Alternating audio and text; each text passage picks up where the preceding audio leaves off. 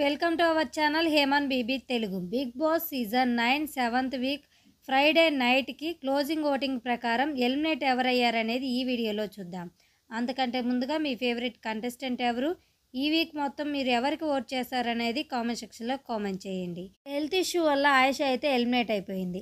తన కనుక త్వరగా రికవరీ అయితే మళ్ళీ బిగ్ బాస్ హౌస్కి వచ్చే అవకాశం అయితే ఉంది. సీజన్ 8లో ఎలిమినేట్ అయిన కంటెస్టెంట్స్ 8th వీక్ వచ్చి ఎలా అయితే హౌస్లో ఉన్న వాళ్ళని నామినేట్ చేశారో సేమ్ అదే ప్రాసెస్ని అయితే ఇప్పుడు కూడా స్టార్ట్ చేయబోతున్నారు బిగ్ బాస్.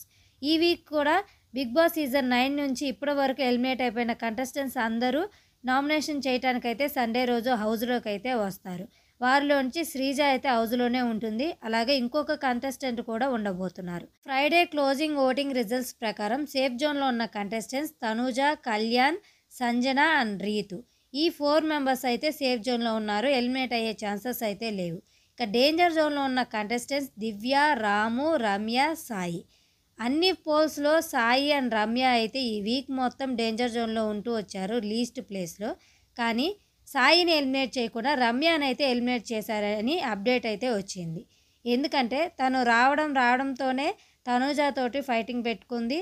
అలాగే తనకి ఓటింగ్ అనేది కూడా లేదు. ఫ్యాన్ బేస్ ఎక్కువగా క్రియేట్ కాకపోవడంతో లీస్ట్ ఓటింగ్తో ఎలిమినేట్ అయ్యింది. రమ్య ఫుల్ నెగిటివిటీతో హౌస్లోకి అయితే ఎంట్రీ ఇచ్చింది. ఆ తర్వాత నామినేషన్స్లో తప్ప ఈ వీక్ మొత్తం ఎక్కడ తన కంటెంట్ లేదు, ఎక్కడ కనిపించలేదు. దీంతో ఫ్యాన్స్ కూడా లేరు కాబట్టి ఓటింగ్ తక్కువ పడడంతో ఓటింగ్ ప్రకారమే తనైతే ఈ వీక్ ఎలిమినేట్ అయిపోయింది.